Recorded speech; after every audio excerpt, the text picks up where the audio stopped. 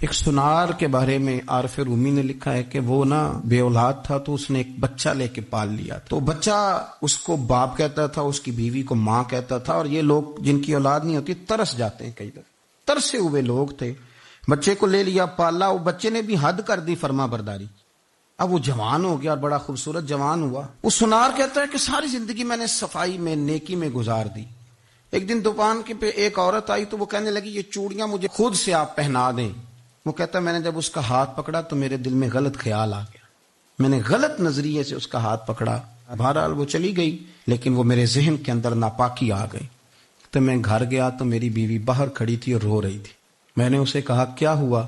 تو وہ کہنے لگی کہ بچہ ساری زندگی فرما بردار رہا, میں نے ماں بن کے پالا, پر آج اس نے غلط ذہن سے میرا ہاتھ پکڑ لیا ہے اور میں تڑپ گئی ہوں, ٹوٹ گئی ہوں کہ یہ اگرچہ لے پالک تھا, کسی کا تھا, پر میں نے تو پتر سمجھ کے پالا تھا, یہ کیا ہوا؟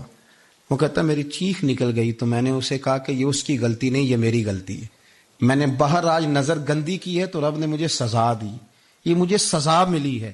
تو کسی کی بہن کو پھول بھیجنا چاہتا ہے تو اگر اسی رات تیری بہن کو پھول آ گیا تو کسی کی بیٹی پر گندی نظر ڈالتا ہے تو اگر یہ تو تیرے گھر میں یہ قرض چکانا پڑا. شب برات کی رات دھاڑے مار مار کے رونا اور صبح اسی طرح دھوکہ دینا, اسی طرح فریب کرنا, اسی طرح جھوٹ بولنا, اسی طرح بددیانتی کرنا, اسی طرح لوگوں کو لوٹنا, تو یہ رسم نہیں ہے توبہ.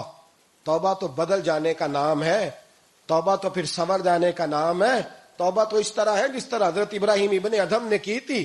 وقت کے بادشاہ تھے بادشاہ, جب توبہ کی تو پھر ہر چیز چھوڑ دی, پھر مال لوگوں میں بانٹ دیا اور پھر ٹاٹ کا لباس پہن کر زندگی گزاری.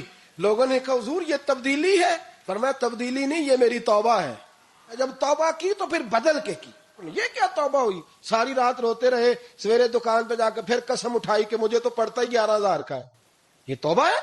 تو آپ نے اور میں نے توبہ کرنی ہے تو انشاءاللہ تعالیٰ اس طرح کرنی ہے کہ پھر 15ویں شعبان کو بدل جائے.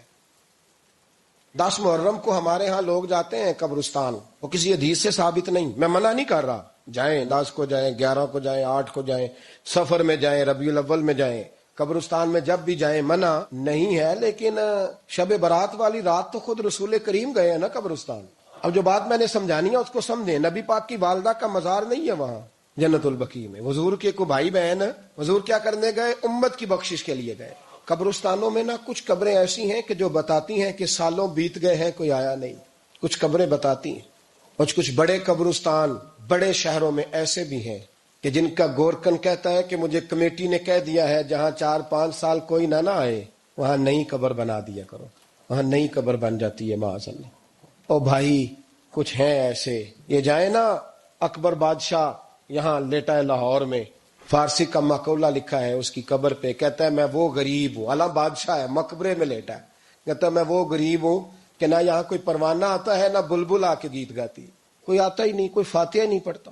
او بھائی کئی قبریں ایسی ہیں جن پہ سالوں بیت گئے کوئی لوٹا نہیں.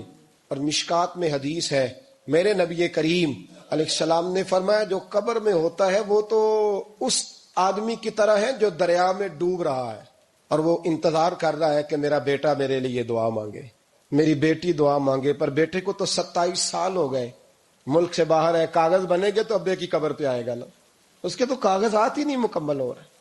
وہ بیٹے کو تو مشکل ہے بڑی, وہ تو دولت کا مطالبہ پورا ہوگا تو جب ہی وہ کام ہوگا نا.